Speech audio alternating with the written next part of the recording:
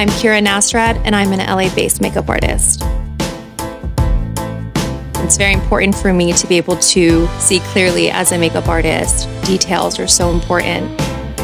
When I'm in New York, it's super exciting for me because I get inspired by a lot of the architecture, the cafes, the street art, you name it. It's really fun. When I'm here, it feels like I'm at home. Someone could be walking down the street and I'll say to myself, wow, that raspberry berry color stain on their lip is from a popsicle. And I think to myself, how can I recreate that? It's so pretty.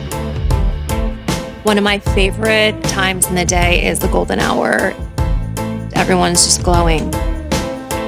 So whether it's patterns, shapes, or colors, you really have to keep your eyes open because you just don't want to miss anything.